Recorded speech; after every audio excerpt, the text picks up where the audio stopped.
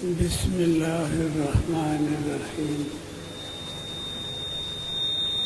الحمد للہ رب العالمین والصلاة والسلام علی سید الانبیاء وخاتم الرسل وعلى آلہ واصحابہ واتباعہ وامتہ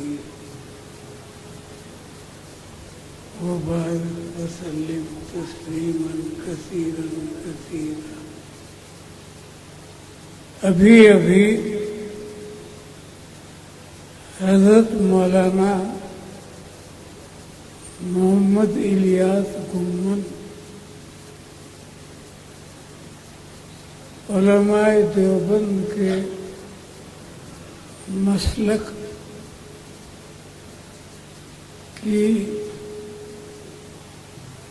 وضاحت فرما رہے تھے۔ عجیب بات یہ ہے کہ اچھے خاصے دقیق اور مشکل مسائل کو مولانا نے ایسے عام فہم اور آسان اسلوب کے اندر بیان فرمایا کہ وہ میرے خیال میں فقط ان کا حصہ ہے۔ کسی دوسرے آدمی کے لیے اتنی تفصیل کے ساتھ ایسے مشکل مسائل کو بیان کرنا کہ عام لوگ بھی سمجھنے پر آمادہ نہیں، مجبور ہو جائیں، یہ اللہ کی توفیق کے بغیر ممکن نہیں ہے۔ اور یہ بھی ایک حقیقت ہے کہ اس تفصیلی بیان کے بعد مجھے بیان کا مکلف قرار دینا یہ میرا احترام نہیں ہے، بلکہ میری اچھی خاصی خبر لینے کے مرادف۔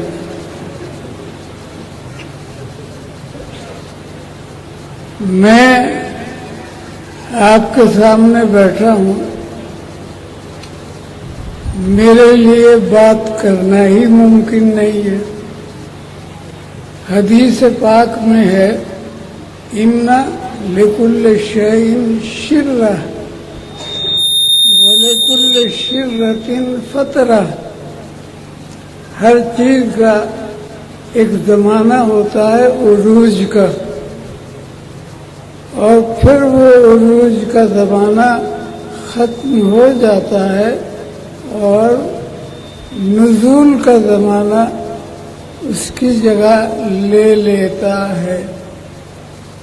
مجھے اچھی طرح یاد ہے کہ ایک زمانہ تھا ہم جلسوں میں بات کیا کرتے تھے، سامعین کی تعداد حد نظر تک ہوتی تھی،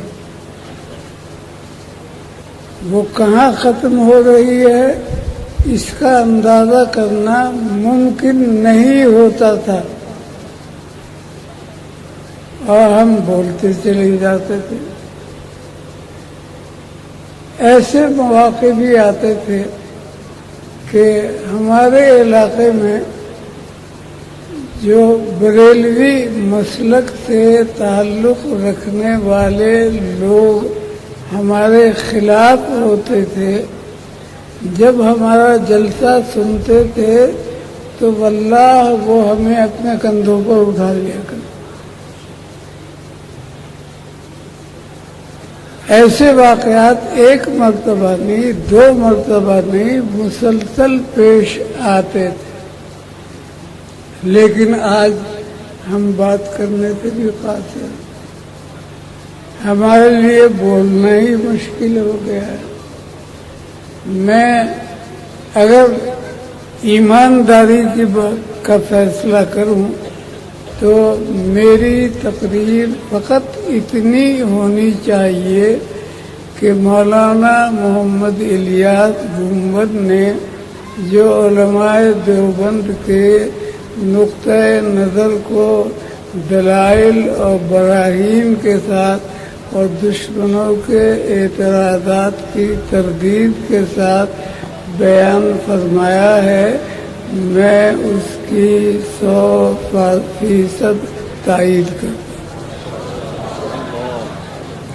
اور صرف تائید نہیں کرتا، میں نے پہلے عرض کیا کہ یہ اللہ کی توفیق ہے کہ ان کو اس انداز میں سلجھے ہوئے طریقے پر مسلک کو بیان کرنے کی اللہ نے اعلیٰ صلاحیت عطا کی ہے۔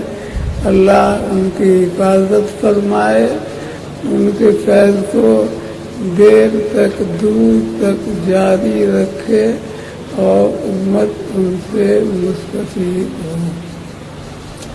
یہ میرے بیان کا ایک جز ہے۔